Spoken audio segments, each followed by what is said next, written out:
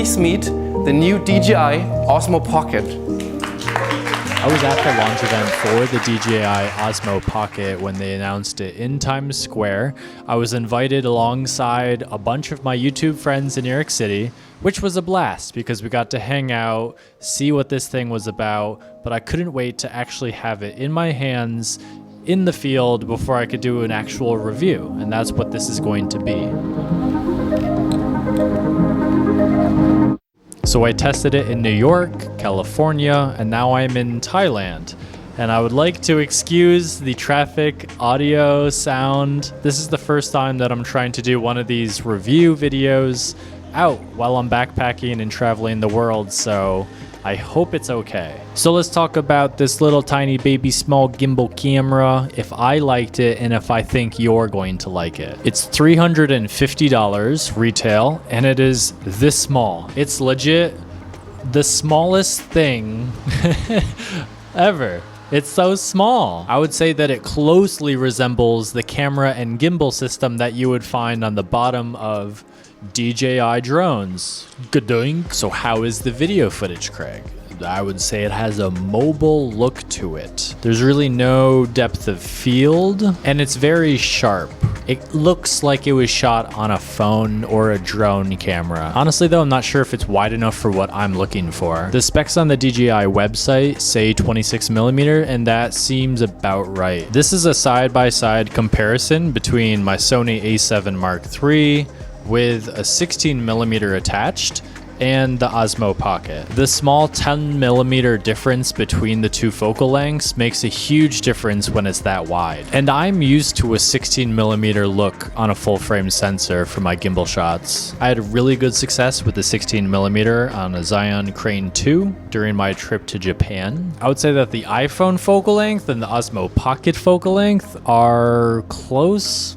Pretty identical. And of course, any gimbal is gonna look smoother than handheld walking, especially when walking faster or even running, but you're still gonna have that like up and down gimbal movement. Most of my gimbal shots are like a movement of the body rather than walking, but it depends on your situation. I usually shoot 24 frames per second with my Sony A7 III, but I tested out the 4K 60p with the Osmo Pocket, and it does add some nice smoothness without too much of a drop in quality. Give it a look, test it out yourself. Do you like the slow motion look, like when you conform 60p to a 24 frames per second timeline?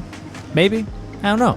It's up to you. I always find myself shooting into the sun at some angle. It's just a personal preference, but I think it looks great compared to shadowed or overcast lighting. Obviously, there's more than one way to shoot a gimbal shot, so do what you do. Selfie mode, once again, is a little too tight for my liking. I'm used to that 16mm wide look for my selfie shots from arm length. Face track works perfectly though.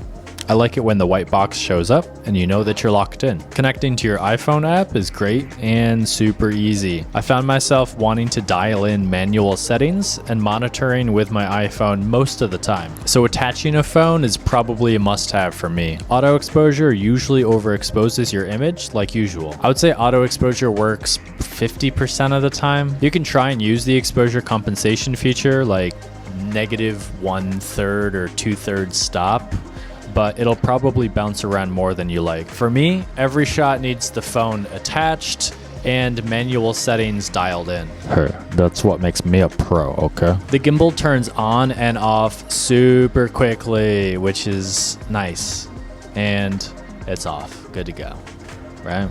That's what we want. The battery lasts longer than I ever need, and it charges up really quickly with my MacBook Pro USB-C cable. The specs indicate that it has a 140-minute battery life, and I'd say that holds up. It's a good battery. It's a small little gimbal, but I still feel like it's built enough and strong enough to just be in my pocket without the case if need be, because it's much quicker to turn it on and off and use it if it's just like that. The sound quality compared to the iPhone is pretty similar.